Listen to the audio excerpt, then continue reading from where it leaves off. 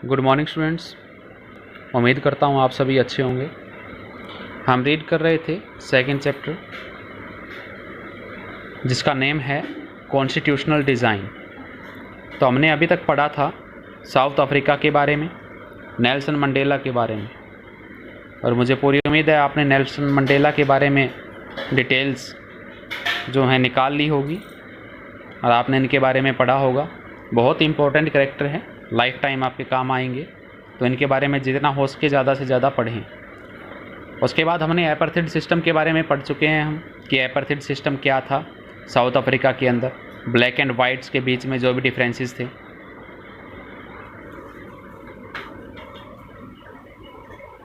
उसके बाद हमने पढ़ा कि कॉन्स्टिट्यूशन कैसे बनाया गया, कैसे बना, ब्लैक और वाइट्स जो है वो लोग इकट्ठे बैठे, उनके लीडर्स जो हैं वो इकट्ठे बैठे, रिप्रेजेंटेटिव्स, और किस तरह से एक जो है ANC अफ्रीकन नेशनल कांग्रेस जो थी उन्होंने अपोज किया था जो एपार्थाइड सिस्टम था, उसके अगेंस्ट उन्होंने आवाज़ उठाई थी। और उसके बाद प्रीएम्बल का एक हमने पढ़ा कि प्रीएम्बल क्या होता है, कि कॉन्स्टिट्यूशन का जो सार है वो एक पेज पर फर्स्ट पेज पर लिखा जाता है जैसे हमारे इंडियन कॉन्स्टिट्यूशन का है, तो उसके बारे में भी हम पढ़ेंगे। फिर उसके बाद हमने पढ़ा why do we need a constitution, कि कॉन्स्टिट्यूशन की ज़रूरत क्यों है, तो ये भी हमने पढ़ा इसके बारे में बड़े अच्छे से कि कॉन्स्टिट्यूशन की ज़रूरत क्यों है। तो इसका आंसर ये आपके सामने ये दिया भी गया है, ये देखिए। It generates a degree of trust and coordination, कि इसके काम क्या क्या है, ये कैसे वर्क करता है, how does it works constitution, तो ये इसका आंसर दिया गया है। अब आगे आता है हमारा making of the Indian constitution. तो इसके बारे में आप सभी को पता है कि जो इंडियन कॉन्स्टिट्यूशन को बनाने में बहुत सारे लीडर्स जो हमारे फ्रीडम फाइटर्स रहे उनका बहुत ही इम्पोर्टेंट रोल रहा था। तो उन सभी के बारे में हम थोड़ा पढ़ेंगे कि जिन्होंने एक अपना इम्पोर्टेंट रोल प्ले किया इंडियन कॉन्स्टिट्यूशन को बनाने में। तो सबसे पहले आपके इस पेज के ऊपर जो दिया गया है पेज नंबर, ये है आपका पेज नंबर 23 पेज नंबर पर आपके पेज के साइड में सरदार वल्लभ भाई पटेल के बारे में बताया गया है कि गुजरात में ये होम मिनिस्टर थे, हमारे सबसे पहले गृह मंत्री थे, ये लॉयर थे, और बारदौली पीजेंट सत्याग्रह, बारदौली किसान सत्याग्रह जो हुआ था ये उसके लीडर थे। और इन्होंने जो हमारे इंडिया की जो प्रिंसली स्टेट्स थी, यानी कि 563 से ज़्यादा जो हमारे यहाँ जो अलग अलग रियासतें थी, इनको बोल सकते हैं हम इंडिपेंडेंट स्टेट्स जो थी, उन सभी को इकट्ठा कर दिया था। लेटर डिप्टी प्राइम मिनिस्टर, और बाद में ये डिप्टी प्राइम मिनिस्टर भी बने थे। उसके बाद अगर हम बात करें अबुल कलाम आज़ाद की, अबुल कलाम आज़ाद का जो बर्थ है वो सऊदी अरेबिया से है। ये एजुकेशनिस्ट थे, author, theologian, scholar of Arabic, Congress leader थे, और नेशनल मूवमेंट में काफ़ी एक्टिव रहे थे ये। और इन्होंने मुस्लिम सेपरेटिस्ट पॉलिटिक्स को अपोज किया था। उन्होंने कहा था कि मुस्लिम जो हैं वो अलग ना चलें, वो हिंदुओं के साथ मिलकर रहें, और जो लोग हैं, जो कम्युनिटी हैं, उनके साथ मिलकर चलें। एजुकेशन मिनिस्टर बने थे ये, फर्स्ट जो यूनियन कैबिनेट थी, यानी कि इंडिया के फर्स्ट जो एजुकेशन मिनिस्टर जो जिनका नाम है वो है अबुल कलाम आज़ाद। उसके बाद अगर हम बात करें TT Krishnamachari,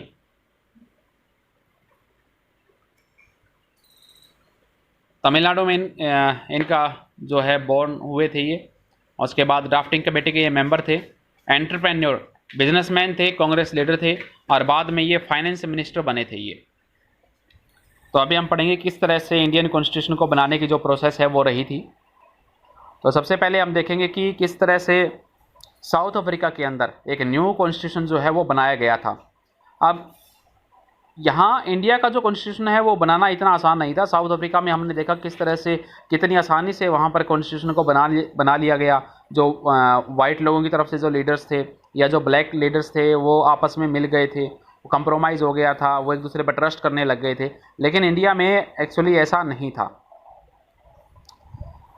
at the time the people of India were emerging from the status of subjects to that of citizens. The country was born through a partition on the basis of religious differences. This was a traumatic experience for the people of India and Pakistan. अब बात आ रही थी कि यहाँ पर हिंदू और मुस्लिम जो है वो दो कम्युनिटी हो गई थी, और जो मुस्लिम कम्युनिटी थी वो डिमांड कर रही थी कि उनके लिए एक अलग से कंट्री की जो है वो व्यवस्था की जाए, और इस तरह से पाकिस्तान बना था। तो ये काफ़ी एक बहुत बड़ा दुख भरा जो है एक्सपीरियंस था लोगों को, ये उनको मेंटली डिस्टर्ब कर रहा था सभी को, और बहुत सारे लोग इसमें मारे गए थे दोनों तरफ से। और उसके बाद एक दूसरी प्रॉब्लम ये थी कि ब्रिटिश जो हैं वो प्रिंसली स्टेट्स को ऐसा क्या ऐसे छोड़कर चले गए थे, यानी कि वो इंडिपेंडेंट रूल कर रहे थे वहाँ पर किंग, तो वो नहीं चाहते थे कि वो किसी भी तरह से किसी भी कंट्री में जो है वो शामिल हो जाएं, इन्वॉल्व हो जाएं और उनके ऊपर कोई गवर्नमेंट बने। वो चाहते थे कि हम इंडिपेंडेंट ही रूल करते रहें। और उसके बाद जैसा आपको पता है जवाहरलाल नेहरू और वल्लभ भाई पटेल ने इन सबको मिलाकर इकट्ठा कर दिया था। मेन रोल जो है वो वल्लभ भाई पटेल का रहा था। उसके बाद अगर हम बात करें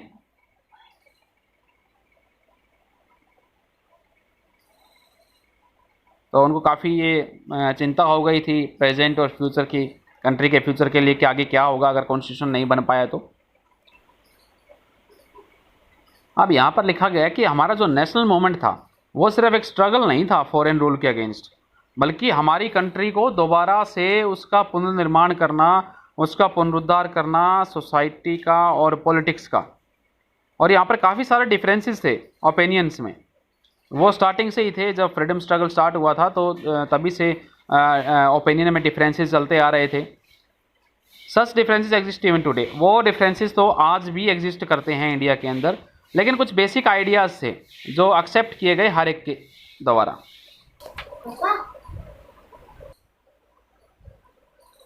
अब अगर हम बात करें कि जैसे हम देखते हैं 1928 में मोतीलाल नेहरू और 8 अदर जो कांग्रेस लीडर्स थे उन्होंने एक कॉन्स्टिट्यूशन बना लिया था भारत के लिए।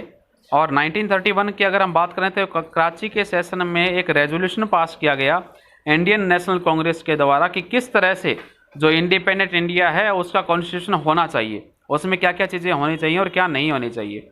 और इस तरह से दोनों जो डॉक्यूमेंट्स हैं उसके अंदर एक था कि यूनिवर्सल अडल्ट फ्रेंचाइज, कि सभी जो वयस्क हैं यानी कि जिनकी एक मिनिमम एज से जो अबव हैं उनको राइट टू वोट दिया जाए, राइट टू फ्रीडम दिया जाए, इक्वलिटी दी जाए, and to protect the rights of minorities in the constitution of independent India, कि जब इंडिया इंडिपेंडेंट हो तो माइनॉरिटीज़ के जो राइट्स हैं, जो माइनॉरिटी कम्युनिटी से बिलोंग करते हैं जो लोग, उनके राइट्स को भी प्रोटेक्शन मिले। और इस तरह से कुछ बेसिक वैल्यूज़ थी जिनको सभी लीडर्स ने एक्सेप्ट किया कॉन्स्टिट्यूंट असेंबली बनने से पहले, कि वो कॉन्स्टिट्यूशन बनाए कॉन्स्टिट्यूंट असेंबली, तो उन्होंने इस चीज़ के ऊपर डिस्कस पहले से ही कर लिया था कि जब इंडिया इंडिपेंडेंट हो तो माइनॉरिटी में जो कम्युनिटीज़ हैं उनके राइट्स प्रोटेक्ट किए जाएं, सभी को राइट टू इक्वलिटी मिले, राइट टू फ्रीडम मिले, एंड राइट टू वोट। ये सारी राइट्स जो हैं वो एक जो कॉमन पीपल है, जनरल पब्लिक जो है, उनको मिले। उसके बाद अगर हम बात करें the familiarity with political institution of colonial rule also help develop an agreement over the institutional design. The British rule had given voting rights only to a few on the basis of the British had introduced very weak legislatures. Elections were held in 1937 to provincial legislatures and ministries all over British India.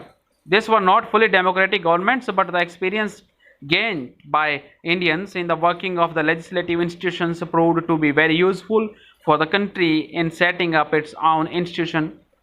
अब इसमें हमने पढ़ा कि किस तरह से जो है ब्रिटिशर्स जो थे उन्होंने सिर्फ कुछ ही लोगों को ये राइट दिया गया था कि कुछ ही लोग जो हैं वो वोट दे सकते हैं और सभी को वोट डालने का राइट नहीं था। और इस तरह से उनका जो लेजिस्लेचर था वो बहुत ही वीक था, बहुत ही कमज़ोर था। और इलेक्शन जो है वो 1937 में जो हेल्ड किए गए थे all over India, all over British India, जहाँ पर ब्रिटिश रूल कर रहे थे इंडिया के ऊपर। अगर एक दो स्टेट इसके अंदर नहीं थी तो वहाँ पर ये इलेक्शन नहीं हुए थे। और इस तरह से ये फुली डेमोक्रेटिक गवर्नमेंट नहीं थी। लेकिन जो इंडियंस ने जो एक्सपीरियंस गेन किया लेजिस्लेटिव इंस्टीट्यूशन में to be very useful for the country, वो कंट्री के लिए बहुत ही यूजफुल था, होने वाला था, बहुत ही लाभदायक होने वाला था कि वो अपना इंस्टीट्यूशन किस तरह से सेटअप करेंगे। उनको ये एक्सपीरियंस हो गया था कि हमें किस तरह का इंस्टीट्यूशन चाहिए, हमें क्या करना होगा। That is why the Indian Constitution adopted many institutional details and procedures from colonial laws like the Government of India Act 1935. और इसी तरह से बहुत सारे जो है वो rules and regulations, procedures, institutional details जो हैं वो ली गई। और किस तरह से उसका एग्जांपल उन्होंने दिया है कि जैसे गवर्नमेंट ऑफ इंडिया एक्ट 1935 बना था, उसी तरह से इंस्टीट्यूशन जो है वो कॉन्स्टिट्यूशन जो है उसमें ये सब डिटेल्स डाली गई।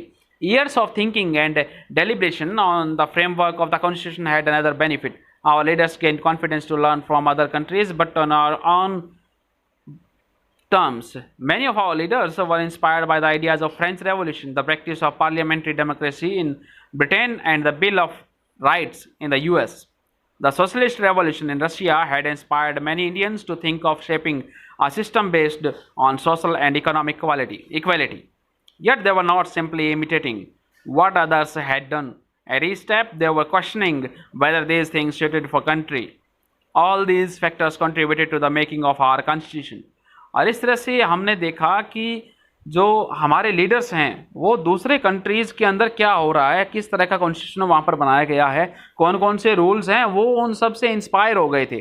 जिस तरह से अगर हम एग्जांपल लें कि फ्रेंच रेवोल्यूशन का, तो फ्रेंच रेवोल्यूशन से वो इंस्पायर्ड हो गए थे और उन्होंने पार्लियामेंट्री डेमोक्रेसी जो थी ब्रिटेन के अंदर, भाई वो कैसी चल रही है, और बिल ऑफ राइट्स जो यूएस से जो हमने लिया है, तो इस तरह से वो सारी चीज़ें इन्होंने ली कॉन्स्टिट्यूशन के अंडर। लेकिन उन सब को इमिटेट यानी कि सीधा नकल करके उतारने की बजाय उन्होंने क्वेश्चनिंग भी की इनके ऊपर, क्या हमारी कंट्री के लिए ये सही रहेगा। डिस्कशन भी की गई इसके ऊपर, कन्वर्सेशन भी हुआ हर एक चीज़ का अच्छी तरह से। और किसी भी कंट्री के अंदर कोई भी मॉड्यूल अगर वहाँ पर चल रहा था तो उसको अप्लाई करने से पहले उसको 100 बार सोचा गया, अच्छे से विचार किया गया उसके ऊपर, क्या हमारे देश के लिए ये सही रहेगा या नहीं रहेगा। तो इस तरह से इंडियन कॉन्स्टिट्यूशन को बनाने की शुरुआत होती है और उसके बाद बनाई जाती है कॉन्स्टिट्यूंट असेंबली। कॉन्स्टिट्यूंट असेंबली को अगर आप सिंपल वे में समझेंगे तो ये इस तरह से हो सकता है कि कॉन्स्टिट्यूशन बनाने के लिए जो एक कमेटी बनाई गई थी उसे कॉन्स्टिट्यूंट असेंबली कहा गया था। ये इंपॉर्टेंट टॉपिक है, इसको आप थोड़ा सा ध्यान से पढ़ें। इसको हम इस तरह से बोल सकते हैं, the drafting of the document called the institutions was done by N assembly of elected representatives called the Constituent Assembly. Elections to the Constituent Assembly were held in July 1946. अब कॉन्स्टिट्यूशन बनाने के लिए कुछ रिप्रेजेंटेटिव्स की committee बनाई गई थी। अब उस कमेटी के लिए इलेक्शन हुए थे 1946 में, जुलाई 1946 में, और ये फर्स्ट मीटिंग जो हुई थी इसकी कॉन्स्टिट्यूंट असेंबली की वो हुई थी दिसंबर 1946 में। और उसके बाद देश जो है 1946 में इसकी कमेटी की मीटिंग हो गई। लेकिन आपको पता है जैसे कि 1947 में हमारा कंट्री जो है वो 2 पार्ट्स में डिवाइड हो गया था, इंडिया और पाकिस्तान के अंदर, और जो कॉन्स्टिट्यूंट असेंबली है वो भी 2 पार्ट्स में डिवाइड हो गई थी। The constituent assembly that wrote the Indian constitution had 299 members. जिन्होंने इंडियन कॉन्स्टिट्यूशन को लिखा उसमें 299 मेंबर्स थे उस कॉन्स्टिट्यूंट असेंबली के अंदर। और असेंबली ने कॉन्स्टिट्यूशन को अडॉप्ट किया 26 नवंबर 1949 को, लेकिन इस जो इफेक्टिवली इसको ये अप्लाई किया गया था वो था 26 जनवरी 1950 को। To mark this day we celebrate January 26 as republic day every year. और इसीलिए हम 26 जनवरी को रिपब्लिक डे सेलिब्रेट करते हैं। Why should we accept the constitution made by this assembly more than 6 decades ago. हम क्यों इस चीज़ को एक्सेप्ट करते हैं कि जो कॉन्स्टिट्यूशन 6 दशक पहले 6 डेकेड्स एगो जो बनाया गया था उसको आज भी हम क्यों एक्सेप्ट करते हैं। We have already noted one reason above, the constitution does not reflect the views of its members alone. कि हम ये पढ़ चुके हैं कि कॉन्स्टिट्यूशन केवल इसके मेंबर्स के व्यूज को रिफ्लेक्ट नहीं करता है, और यह एक broad consensus of its time, और यह उस चीज़ को एक्सप्रेस करता है कि जिस टाइम में ये बना था यहाँ पर कितनी पॉपुलेशन थी, उन सभी लोगों के व्यूज़ को, कि उनकी लाइफ कैसी होगी, उनके लिए क्या क्या रूल्स होने चाहिए, उन सभी को ये इंडिकेट करता है। और बहुत सारी कंट्रीज जो है had to rewrite their constitution afresh because the basic rules were not acceptable to all major social groups और पॉलिटिकल पार्टीज। और उन्होंने वो कई कंट्रीज जो हैं उन्होंने अपना दोबारा से लिखा क्योंकि जो एट प्रेजेंट में कुछ सोशल ग्रुप्स और पॉलिटिकल पार्टीज हैं वो उन रूल्स को एक्सेप्ट नहीं कर पा रही थी। In some other countries the constitution exist as a mere piece of paper, और कुछ कंट्रीज में कॉन्स्टिट्यूशन क्या है, वो सिर्फ एक कागज का टुकड़ा है। No one actually is follows it, और कोई भी इसको फॉलो नहीं करता। The experience of our constitution is different, और हमारा कॉन्स्टिट्यूशन का जो एक्सपीरियंस है वो डिफरेंट है, और लगभग आधी से ज़्यादा सेंचुरी जो है वो जा चुकी है। Several groups have questioned some provisions of constitution, but no large social groups or political parties has ever questioned the legitimacy of the constitution itself. अब कुछ लोगों ने इसके प्रोविजंस पर क्वेश्चन की है, लेकिन कोई इसकी लेजिटिमेसी होती है वैधता, किसी चीज की वैलिडिटी, वैधता बोलते हैं इसको, कि कोई चीज वैध है या अवैध है, यानी कि वो सही तरह से काम करेगी या नहीं करेगी, उसके ऊपर क्वेश्चनिंग नहीं की। ऐसे कुछ प्रोविजंस हैं उनके ऊपर क्वेश्चनिंग की है, और ये एक अनयूजुअल अचीवमेंट है किसी कॉन्स्टिट्यूशन के लिए।